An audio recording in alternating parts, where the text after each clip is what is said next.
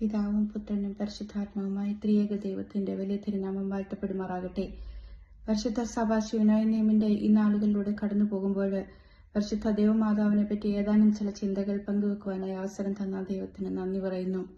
പരിശുദ്ധ ദൈവമാതാവിനെ പറ്റി ഓർക്കുമ്പോൾ ആദ്യമായി മനസ്സിലേക്ക് ഓടിയെത്തുന്നത് പരിശുദ്ധ ദൈവമാതാവിന്റെ സമർപ്പണമാണ്. രക്ഷാകര സംഭവത്തിന്റെ തുടക്കത്തില് ഗബ്രിയേൽ ദൂതൻ പരിശുദ്ധ ദൈവമാതാവിന്റെ അരികിലേക്ക് വന്ന് നീ ഗർഭം ധരിച്ച് ഒരു പുത്രനെ പ്രസവിക്കും എന്ന് പറയുമ്പോൾ അതിന്റെ ഭവിഷ്യത്തുകളെ കുറിച്ച് ഒന്നും ചിന്തിക്കാതെ ഇതാ ഞാൻ കർത്താവിന്റെ ദാസി, നിന്റെ വാക്കുപോലെ എനിക്ക് ഭവിക്കട്ടെ, നിന്റെ ഹിതം എന്നിൽ നിറവേറട്ടെ എന്ന് പറഞ്ഞ് ദൈവഹിതത്തിന് സ്വയം സമർപ്പിക്കുന്ന ഒരു കന്യകയുടെ ധൈര്യം. അന്നത്തെ യഹൂദ പാരമ്പര്യം അനുസരിച്ച് വിവാഹത്തിന് മുൻപ് ഒരു കൊച്ചു പെൺകുട്ടി ഗർഭവതിയായി കാണപ്പെട്ടാല് അവളുടെ ജീവന് തന്നെ അപകടമാണ്. സ്വന്തം ജീവൻ പോലും പണയപ്പെടുത്തി, സ്വന്തം ജീവനും ജീവിതവും പണയപ്പെടുത്തിക്കൊണ്ട് അതിലുപരിയായി ദൈവത്തെ സ്നേഹിച്ച ഒരു പെൺകുട്ടി, ആ പെൺകുട്ടിയുടെ സമർപ്പണം, ആ സമർപ്പണത്തിലൂടെ ഉരിഞ്ഞിരിഞ്ഞു വന്ന ഫലമാണ് നമ്മുടെ രക്ഷകനും കർത്താവുമായ യേശുക്രിസ്തു. ഏകദേശം 33 വർഷങ്ങൾക്ക് ശേഷം വേറൊരു മനോഹരമായ കാഴ്ച നമുക്ക് കാണാം.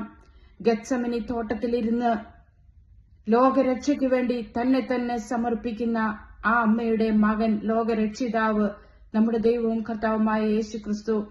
പിതാവേ, എന്റെ ഇഷ്ടമല്ല നിന്റെ ഇഷ്ടം തന്നെ നിറവേറട്ടെ എന്ന് പറയുന്ന അമ്മയുടെ മകൻ.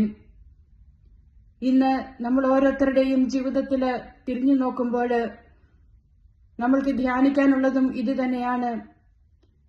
ഒരമ്മ എന്ന നിലയില്, ഒരു സ്ത്രീ എന്ന നിലയില് നമ്മൾ ചിന്തിക്കേണ്ട സമയമാണിത്. ദൈവഹിതത്തിന് ഞാൻ എന്നെ തന്നെ സമർപ്പിച്ചിട്ടുണ്ടോ?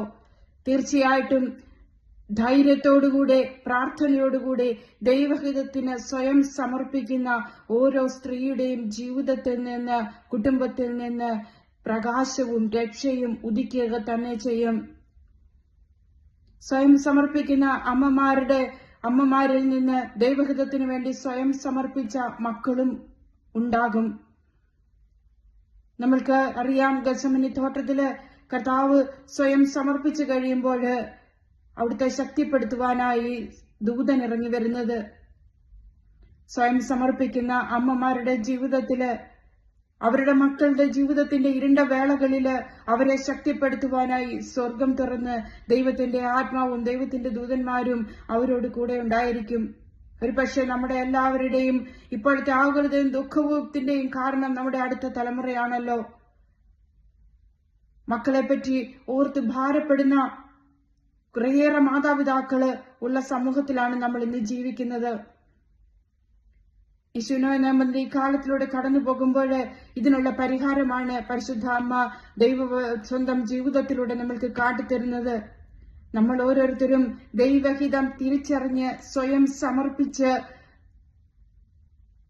ജീവിക്കാൻ ആരംഭിക്കുമ്പോൾ തന്നെ നമ്മുടെ മക്കളും രക്ഷയിലേക്ക് കടന്നു വരും. അവരിൽ നിന്ന് വലിയ രക്ഷയും പ്രകാശവും ഉണ്ടാകുക തന്നെ ചെയ്യും. അത് അമ്മ നമുക്ക് അമ്മയുടെ ജീവിതത്തിലൂടെ കാണിച്ചു തന്ന കാര്യമാണ്.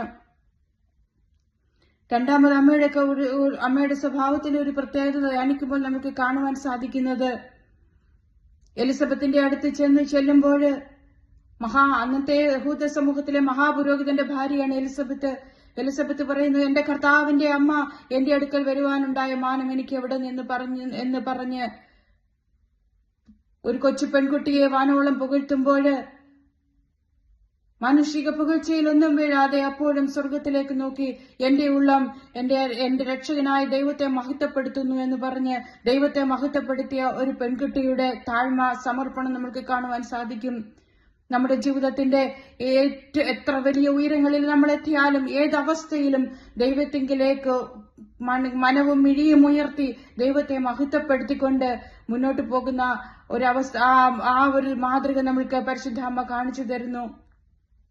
തീർച്ചയായിട്ടും നമ്മുടെ ഓരോരുത്തരുടെയും ജീവിതത്തില് പകർത്തിയെടുക്കാവുന്ന ചില മാതൃകകൾ തന്നെയാണിത്.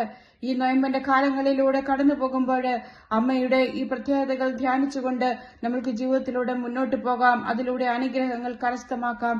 ദൈവം നമ്മളെല്ലാവരെയും സമർത്ഥമായി അനുഗ്രഹിക്കട്ടെ. ആമേൻ.